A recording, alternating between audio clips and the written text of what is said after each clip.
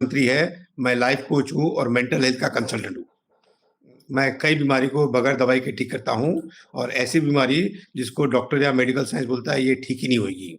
जैसे कि schizophrenia, bipolar, ADHD, Parkinson, Alzheimer, epilepsy, stammering ऐसे बहुत सी बीमारियाँ हैं और ये हर बीमारी पे हमने वीडियो बनाई है। आज का टॉपिक है सेक्स एंड एंग्ज़ायटी डिसऑर्डर या सेक्स और एंग्ज़ायटी। ये टॉपिक है यानी इनका क्या रिलेशन है? सेक्स का और एंग्ज़ायटी का क्या रिलेशन है? अभी शायद ही कोई इंसान है जो दिन में 100-200 बार सेक्स के बारे में नहीं सोचता और शायद ही कोई इंसान है जिसको लाइफ में एंग्जाइटी नहीं होती है। ऐसा कोई इंसान नहीं है जो 5 साल से जिसकी उम्र ज़्यादा है उसको एंग्जाइटी नहीं होती है।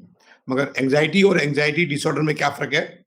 और जब इतने सेक्स के थॉट आते हैं तो इसका एंग्जाइटी का क्या एसोसिएशन है?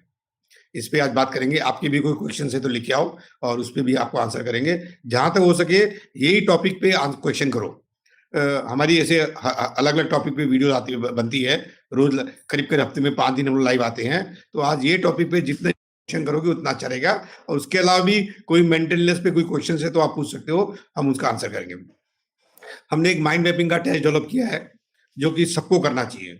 जिसको भी डाउट भी है कि मेरे को एंग्जायटी डिसऑर्डर है क्या, उसको करना चाहिए। जिसको सेक्स पे भी कुछ क्वेश्चन्स है, कोई डाउट है, अपने ओरिएंटेशन पे कुछ डाउट है, उसको ये माइंड मैपिंग का टेस्ट दे देना चाहिए।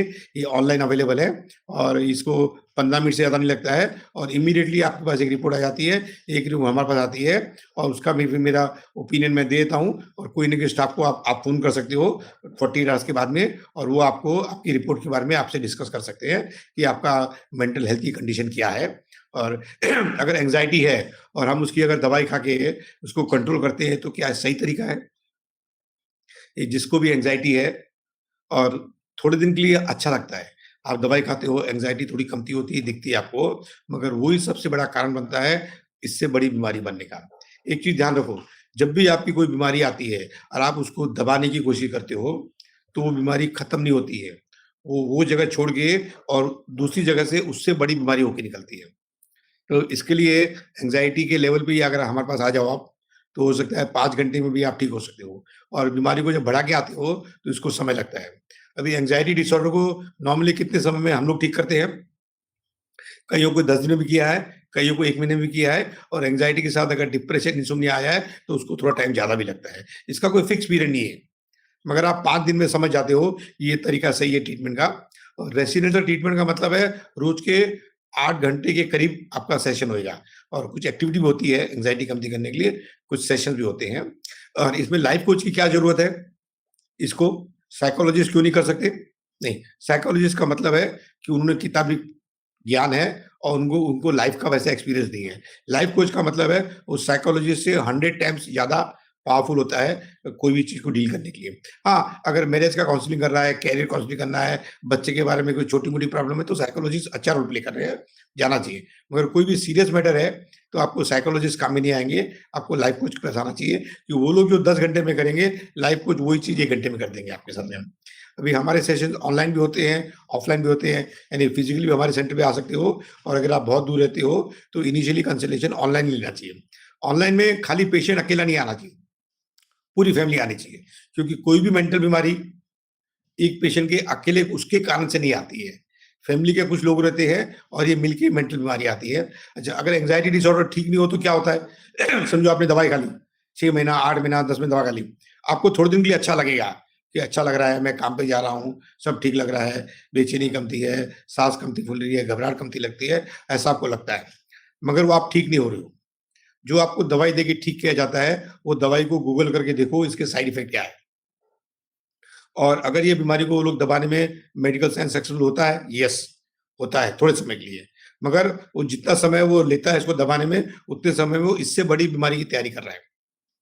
हम अब जितने पेशेंट आते हैं, स्टार्टिंग सबकी एंग्जायटी से होती है। एंग्जायटी से फिर एंग्जायटी डिसऑर्डर होता है, उससे फिर फ्रस्ट्रेशन आता है, फिर डिप्रेशन आता है और फिर ओसीडी, सिज़ोफ्रेनिया, बाइपोलर। कोई भी आप सिज़ोफ्रेनिया, बाइपोलर, ओसीडी पेशेंट या पार्किंसन पेशेंट, अल्जाइमर पेशेंट को पूछो, शुरुआत कहाँ से हुई थी? शुरुआत सबकी एंग्जायटी से होती है और इसका मतलब है कि ये बीमारी को ये स्टेज पे नहीं रोका गया तो बीमारी बढ़ती जाएगी। अब इसका सेक्स का क्या एसोसिएशन है? बहुत बड़ा एसोसिएशन है। एक दिन में इंसान, आप लोग गैस करो, एक दिन में इंसान सेक्स के बारे में कितना सोचता है? गैस करो। और मेरे को चाहिए कि कुछ लोग कमेंट में लिखो कि एक दिन में आदमी, या अपने बारे में लिखो कि आप एक दिन में सेक्स के बारे में कितना सोचते हो। अभी आपको मैं बताता हूँ, अगर कोई लड़का है, कोई लड़की के बारे में सोच रहा है, वो भी सेक्स का ख्याल है। अगर कोई लड़की है, लड़के के बारे में सोच रहा है, वो भी सेक्स का ख्याल है। लड़की अगर लिपस्टिक लगाती है, मेकअप करती है, तैयार करती है, तो किसके लिए करती है? पूरे दिन में अगर मेरा एस्टिमेट अगर राइट जाए तो करीबन 500 से 1000 बार एक दिन में आदमी सेक्स के बारे में सोचता है, मगर अवेयर नहीं है। आप 10 दिन में शांति से बैठो अकेले, 1 घंटे बैठो, और आपको आपको समझ आएगा 1 घंटे में आपको कम से कम 10 से 15 बार सेक्स का ख्याल आता है। सेक्स का ख्याल ही नहीं, लड़का है तो लड़की के बारे में ख्याल आता है, लड़की है तो लड़के के बारे में। अभी ये लोग शादी बोलते हैं लड़कियाँ, ये लोग बोलते हैं हम लोग शादी का सोचते हैं। लड़कियाँ शादी का कब से सोचती है? 10-12 साल की उम्र से होती है। उसकी एमसी आती नहीं, उसके पहले से भी वो शादी के सपने देखती है। मेरी शादी होएगी, दूल्हा आएगा, घोड़ी पे चढ़ के आएगा, ऐसा होएगा। उसको मालूम ही नहीं है शादी का मतलब क्या है, फिर भी वो शादी का सोचती है। तो इतना इंटेंस थॉट है सेक्स के बारे में। मगर ये टॉपिक ऐसा है कि कोई भी आदमी इस पे खुल के बात करने को तैयार नहीं है। तो ज़्यादातर नॉलेज कहाँ से मिलता है?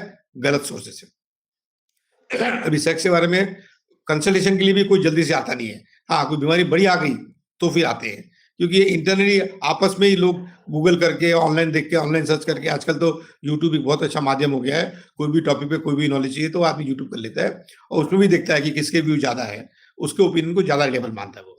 तो चलो, कुछ क्वेश्चंस आए हैं, आपके भी कोई क्वेश्चंस आए तो हम लोग लेते हैं, और सेक्स और एंग्जायटी पे आज थोड़ा डिटेल में डिस्कशन करते हैं। सर, जैसे आपने बोला कि एंजाइटी और फिर एंजाइटी डिसऑर्डर, तो क्या डिफरेंस है इसमें? हाँ, एंग्जायटी सबको होती है। एंग्जायटी ह्यूमन बीइंग हो तो आपको एंग्जायटी आएगी ही आएगी। कोई भी आदमी इससे बच नहीं सकता है, अगर ह्यूमन बीइंग हो तो। हाँ, जानवरों को, झाड़ों को एंग्जायटी नहीं आती है।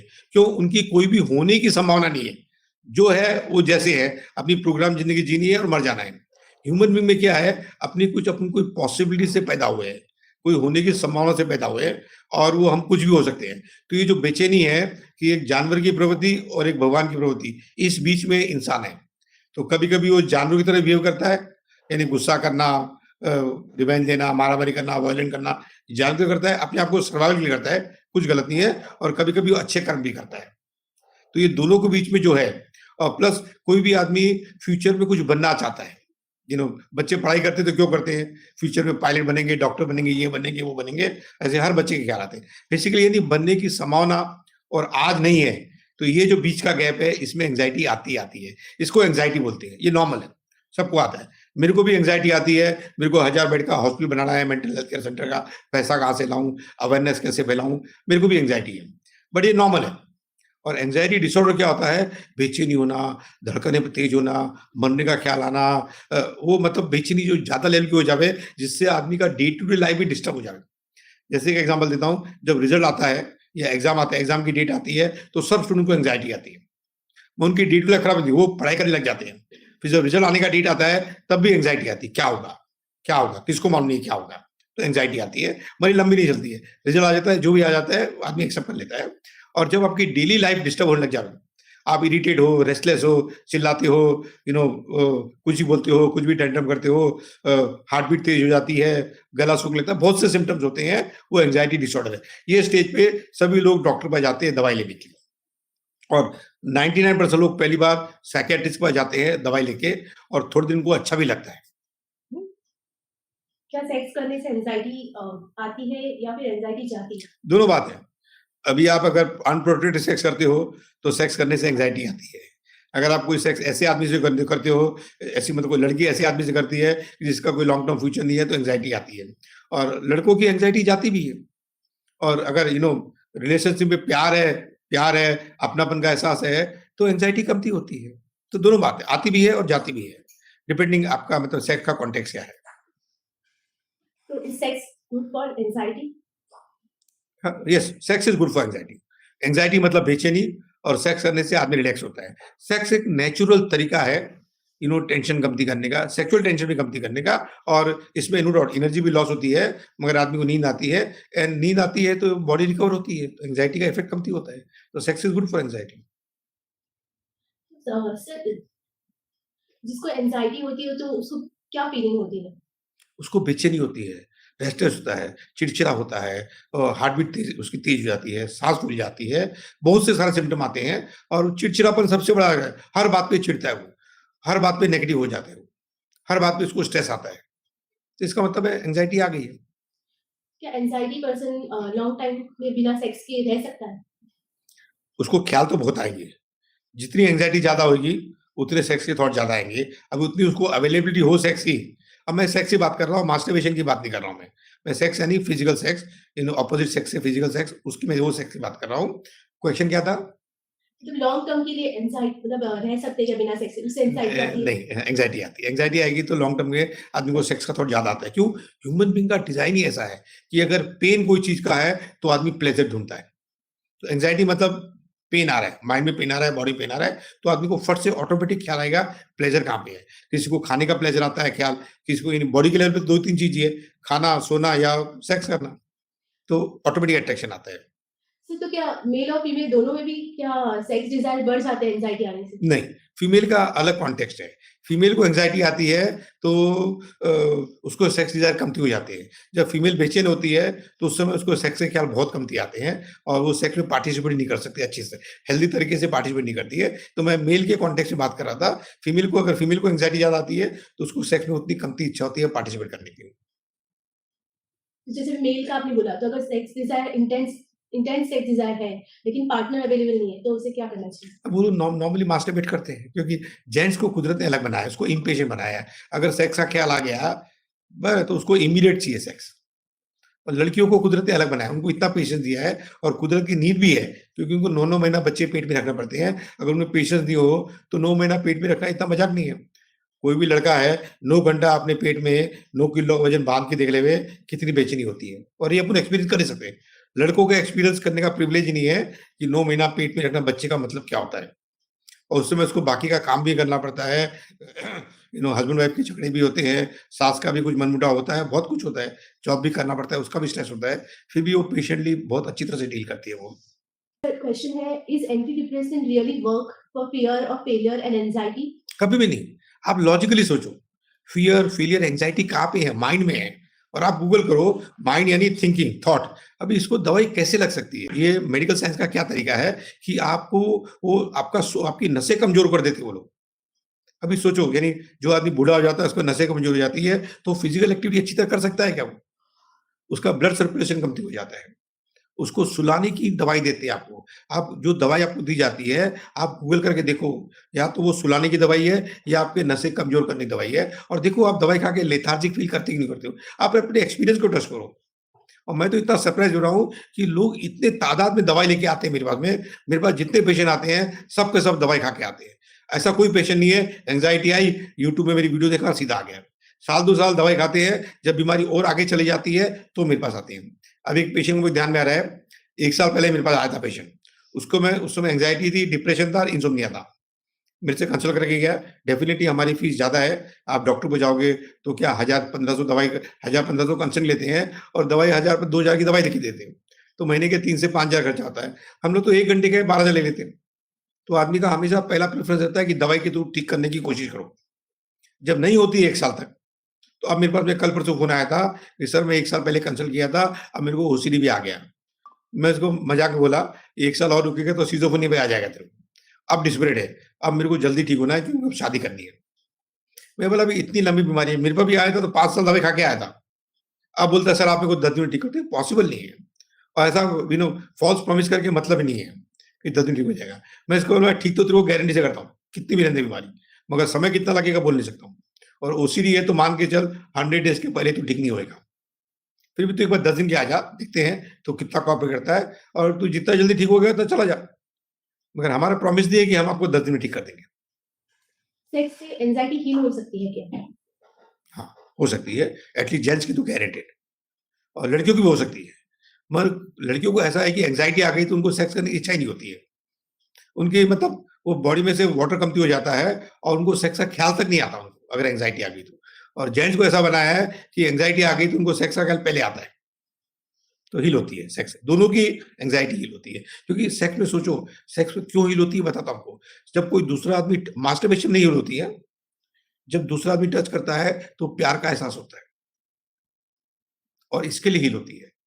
कि कोई भी इंसान, कोई बच्चे को भी आप, मतलब मैं बच्चे को सेक्स की बात नहीं कर रहा हूँ, कोई छोटे बच्चे को भी आप टच करो, प्यार से टच करो, उसको प्यार का एहसास होता है।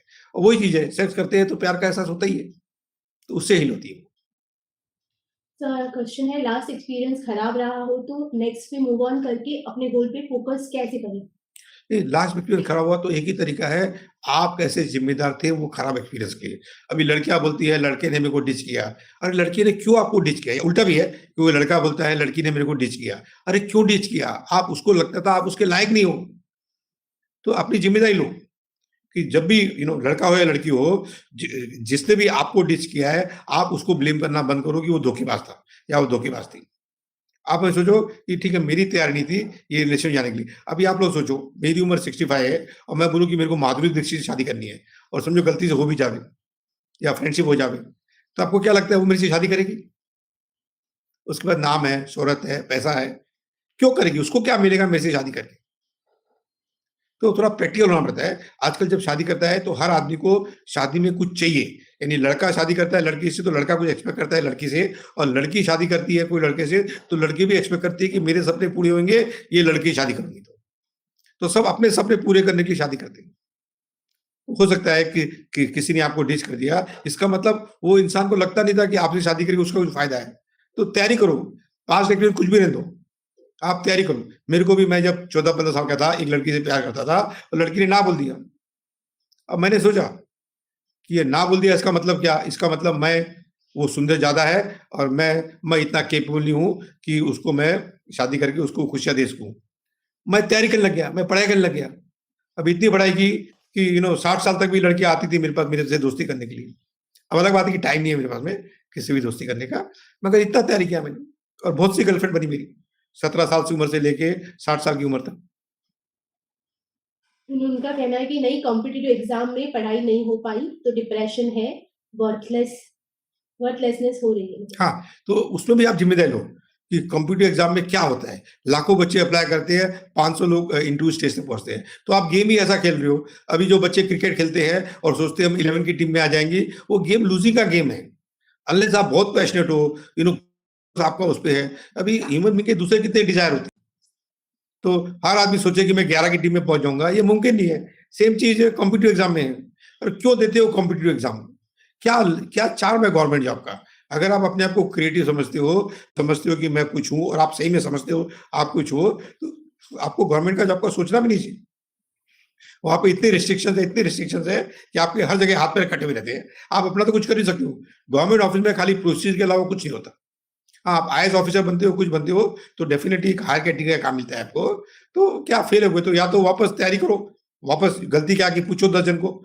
और एक आपको और बेनिफिट देता हूँ कि आप कॉम्पिटिटिव एग्ज़ाम बैठते हो, तो एग्ज़ाम के 3 दिन पहले अपने माँ-बाप और भाई-बहन को पूछ लो कि जैसे मैंने पढ़ाई की है, ज़रा भी चांस है क्या कि मैं पास होऊँगा या होंगी? वो लोग आपको पहले आंसर दे देंगे। वो बोलेंगे ज़रा भी चांस नहीं है। इसका मतलब उनको दिख रहा है कि आपने इतनी तैयारी की नहीं है कि आपको हो जावे। और जो बच्चे तैयारी करते हैं, वो भी अगर पूछेंगे तो माँ-बाप बोल देंगे तेरा चांस है। उसके बावजूद भी कई बार नहीं मिलता है, मैं मानता हूँ। Competition is competition. मगर डिप्रेशन में जाना ये स्ट्रैटेजी नहीं है। ये तो आप इसका मतलब मैच्योर ही नहीं हो। लाइफ में कोई भी हार मिलेगी, आप अल्कोहल, ड्रग्स या स्मोकिंग की तरफ चले जाओगे और लाइफ में हार तो गारंटीड है। सचिन को भी हार मिली है, विराट कोहली को भी हार मिली है, नरेंद्र मोदी को भी हार मिली है, गालियाँ मिली है, मिलेगी लाइफ में। आपको वहाँ पे फ़ोकस ही नहीं करना है। आपको फ़ोकस करना है मैं क्या उद्देश्य ये काम कर रहा हूँ। जब तक उद्देश्य पूरा नहीं हुआ, मेरा पूरा फ़ोकस यहाँ पे रहेगा। मैं जब सीए कर रहा था, तो मैं साढ़े 3 साल खाली पढ़ाई किया 15-15 घंटे। ब्रेकफ़ास्ट में भी बुक रात में रखता था, लंच में भी खाली पढ़ाई की बात करता था, डिनर में भी खाली पढ़ाई की बात करता था और डिनर के बाद में वॉकिंग करने जाते थे, तब भी पढ़ाई की बात करता था। तो जाके पास हुआ। ये भी कॉम्पिटिटिव एग्ज़ाम है और बहुत लोग फ़ेल होते हैं। हमारे समय तो सीए का रिज़ल्ट 1% आता था, अभी तो 10, 12, 15% रिज़ल्ट आने लग गया। Sir, how does financial stress affect male sex life? हाँ, वो क्या है, आदमी अगर कमावे नहीं, तो एक तरह से वो अपने आप को विधवा फ़ील करता है। तो उसको बहुत स्ट्रेस आता है और दिन-रात उसके बारे में सोचता है वो। और गलत नहीं, अच्छी बात है। दिन-रात सोचता है तो कुछ सॉल्यूशन भी लेके आता है और पैसे आगे कमाता है और आदमियों का नेचर रहता है थोड़ा ओवर कमिट करने का। पैसा आया तो गाड़ी ले लो, ईएमआई पे ये ले लो, ईएमआई पे टीवी ले लो, उसको रहता है और फिर कभी-कभी जॉब से निकाल जाता है, कभी बिज़नेस निकाल पाता है। कोविड जैसी सिचुएशन को भी अपने को फेस करना पड़ता है और सबको मालूम है कोविड के बाद सबके जॉब की, सबके बिज़नेस की क्या हालत हुई है। तो स्ट्रेस आता है।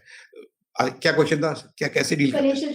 फाइनेंशियल स्ट्रेस से भी हमारी सेक्सुअल लाइफ खराब हो सकती हाँ, है। होती है क्योंकि अगर वो वाइफ से एक्सपेक्ट करता है तू ही पैसे कमा, और कमाती है तो एक्सपेक्ट करता है कि तू भी थोड़ा कंट्रीब्यूट कर। और लेडीज से कभी पैसे मांगना, लेडीज की यहाँ पे खाली वन में एंट्री होती है, कभी पैसे मांगने का नहीं लेडीज का। लेडीज का प्रिंसिपल रहता है मेरा पैसा मेरा और तेरा भी पैसा मेरा। तो जो हस्बैंड एक्सपेक्ट करता है कि लेडीज से पैसा लूंगा, सिर्फ जब नुकसान हुआ लेडीज से पैसा मिलेगा, तो नहीं मिलता कभी, और चिढ़ जाती है वो। तो वो सोचने का ही नहीं, जो उसको दे दिया वो उसका, आपका है ही नहीं वो। मैं एक्सपीरियंस से बोलता हूँ, मैं भी शादीशुदा हूँ।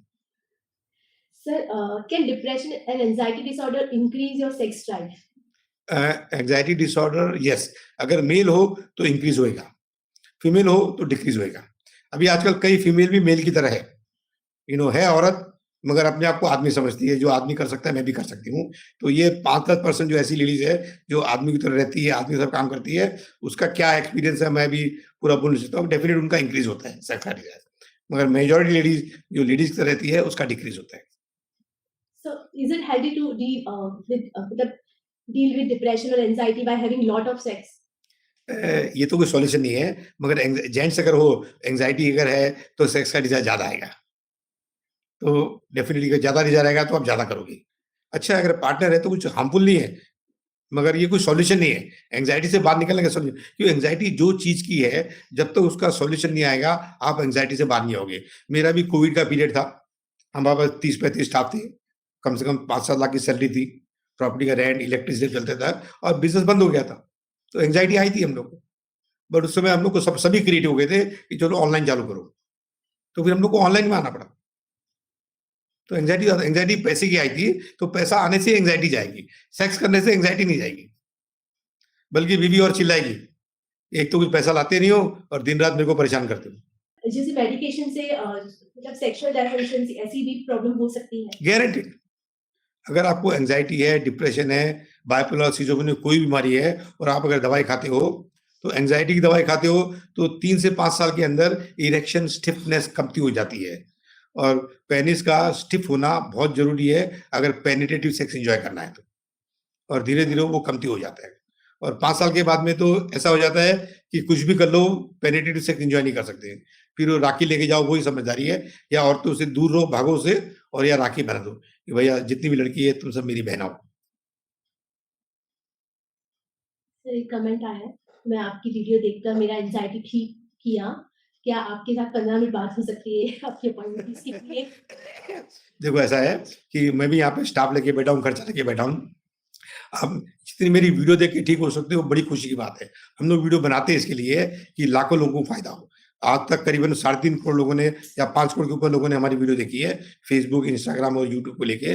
मगर आपको कंसल्टेशन करना है तो डेफिनेटली आपको फीस पे करके कंसल्टेशन करना चाहिए आपको। पूछा आपकी फीस कितनी है? वो तो आप कॉल करके पूछ लो, आपको नंबर डाल दिया जाएगा। आपने मेरी वीडियो देखे तो नंबर भी आपके पास में है, कॉल करके ले लो। आप मेरे से बात करने के पहले आप माइंड मैपिंग का टेस्ट दो, वो ज्यादा अच्छा रहेगा, उसमें आपको ज्यादा फायदा होगा।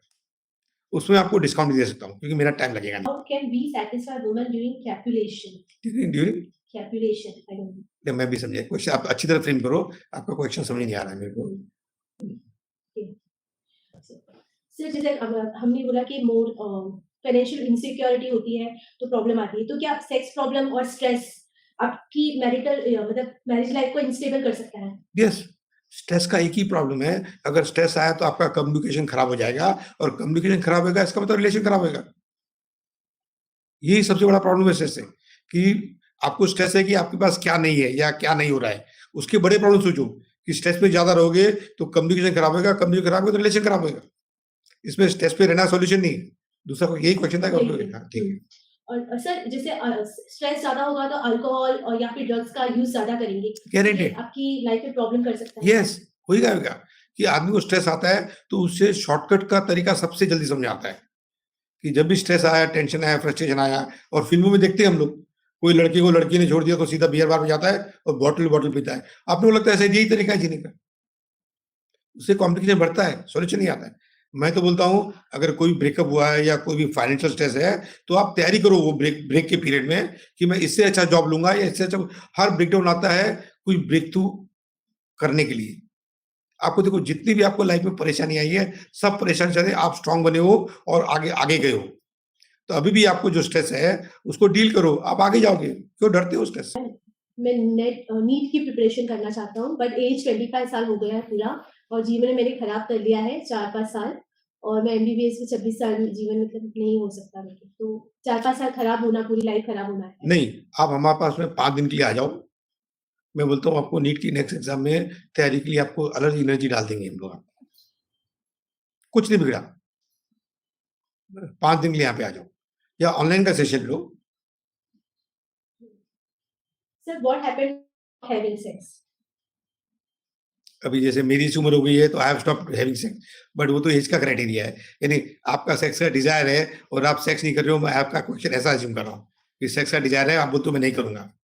अरे कुदरत के अगेंस्ट कोई जा सकता है? पागल हो जाओगे आप। अभी मैंने कई लड़कियों को देखा है कि जो धार्मिक स्थिति भी होती है या जिसको लगता है कि सेक्स खाली शादी के बाद ही करना चाहिए और कोई कारण से उनकी शादी नहीं हो रही है, तो 45-50 के बाद में इतनी बेचैन हो जाती है, फिर उनको कोई भी सेक्स पार्टनर चलता है और उनकी सेक्स की फैंटेसी इतनी ज़्यादा रहती है कि वो बेसिकली सेक्सुअल हो जाती है। सेक्स एन्जॉय करना गलत नहीं है, सेक्सुअल होना गलत है। यानी हर चीज़ में सेक्स दिखे, सेक्सुअल होना मतलब हर चीज़ में सेक्स दिखे। अभी कई जेंट्स मैंने देखे हैं, किधर भी होल दिख जाता है, उनको सेक्स का ही ख्याल आता है। ये सेक्सुअलिटी है, ये सेक्सुअलिज़्म है। कॉमन एज क्या है जो एंजाइटी की? एंग्ज़ायटी 10-11 साल में शुरू होती है और 20 साल के आस-पास पीक में जैसे-जैसे रिस्पॉन्सिबिलिटी बढ़ती है, वैसे-वैसे एंग्ज़ायटी बढ़ती है। किसी-किसी को तो 60 साल में भी एंग्ज़ायटी बढ़ जाती है। ये डिपेंडिंग आपकी लाइफ में चैलेंज कितने आते हैं। अगर किसी के घर पे कोई मर्डर हो गया हो, खास मेन आदमी का, हमारे पास एक लड़की काम करती है, उसकी 25 साल की उम्र, 23 साल की उम्र, उसका हस्बैंड एक्सपायर हो गया था। अब उसकी एंग्ज़ायटी नेचुरल है, क्योंकि पूरी ज़िंदगी लड़कियाँ है, ये हस्बैंड पूरी ज़िंदगी चलेगा। अब वो कभी-कभी अनफॉर्च्यूनेट सिचुएशन हो जाती है, उसकी दुनिया उजड़ जाती है, तो उसको तो एंग्ज़ायटी, टेंशन, स्ट्रेस, फ्रस्ट्रेशन, रोना सब लाज़मी आना था उसको। बच्चे की पूरी ज़िम्मेदारी उसकी लाइफ में आ गई अभी। तो कोई एज नहीं है एंग्ज़ायटी की, कोई भी आ सकती है। कोई बड़ा ब्रेकडाउन हुआ तो एंग्ज़ायटी आती है। फिर एंग्ज़ायटी आती है, आप उसको डील करो तो आप स्ट्रॉन्ग होते हो और उसको छोड़ दो तो एंग्ज़ायटी बढ़ के फ्रस्ट्रेशन, डिप्रेशन, बड़ी बीमारी में आ जाती है। सर सेक्सुअल एंजाइटी अलग है क्या नॉर्मल एंजाइटी से? हाँ, सेक्सुअल एंग्ज़ायटी गलत है। सेक्सुअल एंग्ज़ायटी का मतलब है कि कॉन्फ्लिक्ट है, इच्छा है, बॉडी बोलती है सेक्स चाहिए, माइंड बोलता है गलत है या माइंड बोलता है ये आदमी गलत है, तो सही आदमी ढूँढ। तो ये सेक्सुअल एंग्ज़ायटी है, इच्छा भी है और करना भी नहीं है। ये लेडीज़ का बहुत बड़ा प्रॉब्लम होता है सेक्सुअल एंग्ज़ायटी का। इच्छा भी है और करना भी नहीं है। अपने माँ-बाप की इज़्ज़त, बहुत से कारण रहते हैं उनके, मतलब बहुत सी बिलीफ रहती है उनकी बेसिकली, जिसके कारण वो नहीं करना चाहते हैं। वो सेक्सुअल एंग्ज़ायटी है। सब मतलब first time sex anxiety create कर सकता है क्या? हाँ, करता ही है, सभी के लिए करता है। अभी लड़कों का इश्यू है कि जल्दी पानी छूट जावे, ऐसा नहीं हो मेरा पचका हो जावे। लड़की को है क्या होगा आज रात को, कितना पेन होएगा, क्या होगा? कई सस्पेंस है फर्स्ट टाइम सेक्स के, कई सस्पेंस है। जब भी कोई लाइफ में अनसर्टेनिटी आती है, सस्पेंस आता है, एंग्ज़ायटी आती है, मगर वो जल्दी चली जाती है। हो जाता है काम, चली जाती है। How do I get rid of sex anxiety? अभी ये क्वेश्चन किसका है मेरे को मालूम नहीं है। अगर लड़की का है तो बाय हैविंग सेक्स, और लड़के का भी है तो बाय हैविंग सेक्स। कि होने के बाद थोड़ी कोई सेक्स एंग्ज़ायटी आती है। सेक्स नहीं हुआ है तो एंग्ज़ायटी आती है। तो कर लो, क्या पाप है इसमें? ये लोग क्यों इसको धर्म से जोड़ लिए हैं? ऐसा पाप है, वैसा पाप है, कुछ पाप नहीं है। करके देखो, कुछ पाप है क्या इसमें? मैं तो 17 साल से कर रहा हूँ, मेरे को आज तक कुछ पाप समझ नहीं आया मेरे को। सर इंस्टा में क्वेश्चन आया है, हुँ। Is it okay to go to prostitutes if we don't have partner, find a partner? ऐसा है कि प्रोस्टिट्यूट जाना मास्टरबेशन से थोड़ा-सा अच्छा है, बट क्योंकि उसमें प्यार नहीं हो सकता, तो वेस्ट ऑफ एनर्जी है। मगर मैं इसको राइट रॉन्ग नहीं बोलूँगा, ये आप पे छोड़ देता हूँ कि मैंने तो मेरी लाइफ़ का डिसीज़न था कि 17 साल उम्र के कुछ भी हो जाए प्रोस्टिट्यूट के पास नहीं जाना। क्योंकि उसमें क्या है, कोई फीलिंग तो अच्छी आती नहीं है, ऐसा। फिर भी एक बार जाके देखो, देखो आपको क्या फीलिंग आती है। कोई इल्लीगल तो है नहीं प्रोस्टिट्यूट जाना। लड़की भी सेक्स देती है तो वो भी कोई गलत बात नहीं है कि ठीक है, सब आदमी अपने तरीके से कमाता है। मैं तो प्रोस्टिट्यूट को भी कोई गलत बोलता नहीं हूँ कि ठीक है, उसकी जीवनचर्या है, उसको ये तरीका चुजा उसने पैसे कमाने का, उसकी कोई मजबूरी होगी। आप एक बार करके देखो, अच्छा लगता है तो कंटिन्यू, लगता है कि वेस्ट ऑफ मनी है, वेस्ट ऑफ टाइम है, तो फिर पार्टनर ढूँढो। अरे लड़कियों की कमी है क्या इंडिया में? कितनी लड़कियाँ हैं? और ओसीडी के ट्रीटमेंट के बारे में बताएं। ओसीडी की ट्रीटमेंट बारे हमारी वीडियो बनी हुई है, आप उसको देख लो। एक चीज़ समझ लो, ओसीडी मिनिमम 1 मंथ और मैक्सिमम 100 डेज़ में गारंटीड ठीक होती है। उसके अलावा कोई जानकारी है तो मेरी 20 मिनट की एक ओसीडी वीडियो है। एक हमने एक लेटेस्ट अपडेट करके वीडियो डाली है। आप अगर नंबर छोड़ दोगे या ऑफिस में फ़ोन कर लोगे तो आपको पूरी वीडियो दे देंगे हम लोग। ओसीडी ठीक होती है अभी। मेडिकल साइंस गलत है, हाँ, मेडिकल साइंस भी गलत नहीं है कि दवाई में इसका इलाज नहीं है, इतना सही है कि दवाई में इसका इलाज नहीं है। और ये एंग्जायटी से आगे आती है। अभी आप मेरे को नेक्स्ट क्वेश्चन करो कि ओसीडी आने के पहले आपको एंग्जायटी डिसऑर्डर था कि नहीं था? आप कमेंट करो, दूसरों को फायदा होगा। जो एंग्जायटी लेवल पे है वो ओसीडी जाके हमारे पास नहीं आवे, एंग्जायटी पे हमारे पास आ जावे। तो आप कमेंट करो कि ओसीडी के आने के पहले आपको एंग्जायटी डिसऑर्डर था कि नहीं था? सबका फायदा होगा इसमें। और मेरे को मालूम है था।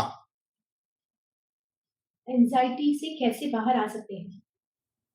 हाँ, ठीक है, अच्छा क्वेश्चन है। एंग्जायटी से कैसे बाहर आ सकते हैं? हमारे पास यहाँ पे 10 दिन आके और 2 चीज़ रिकमेंडेड है कि एंग्जायटी कभी खाली एक अकेले को नहीं आती है। घर में कुछ और लोग रहते हैं जो एंग्जायटी को एग्रेवेट करते हैं।